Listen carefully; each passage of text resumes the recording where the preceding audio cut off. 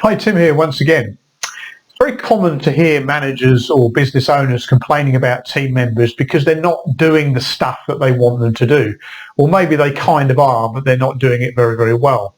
Now, there's several reasons why this may happen, but it's very common to find that the actual role and responsibilities of each person are not clearly defined with the company. So this inevitably is going to cause problems. So within your company, depending on the size of it, you will have departments, and those departments will have a role within the overall big picture of the company, and the department will obviously have responsibilities. But within the department, you'll have individual team members who, again, within that department will have their role and, again, will have their own responsibilities. Now, it's common, in my experience, for team members to have employment contracts, obviously, but the employment contract only really states what their job title is, and it may give a very basic description of what they are required to do. But that is not really enough, and this is where the problems can arise.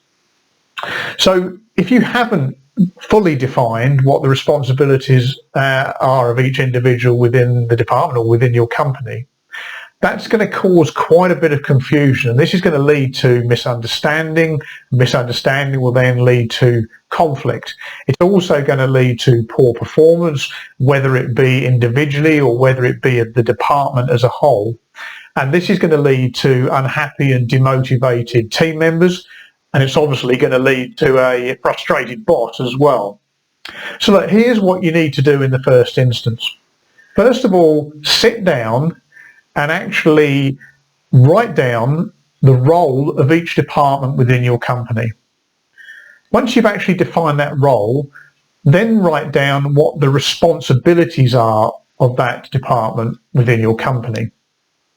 Now, once you've done that, then look at the individuals that work within the department, and again, identify what their individual roles are and what their individual responsibilities are. Now, once you've done that, what we're then going to do is we're going to ask the individual team members within the department for them to actually write down what they believe their role is and what they believe their responsibilities are within the department. You can see where this is going, can't you? Once they've completed that, and we're only really looking for bullet points here, you're then going to put the two side by side and compare them. Now, obviously, in an ideal world, we want every list to look exactly the same. But no, that never happens.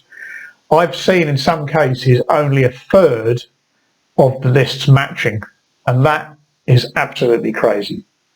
So that once you've done that, you then need to, confirm in your own head and define exactly what the individual's responsibilities are, and then you're going to need to sit down with them and present them to them so they understand it. And I would suggest using something like a positional contract, basically to convey that information to the team member.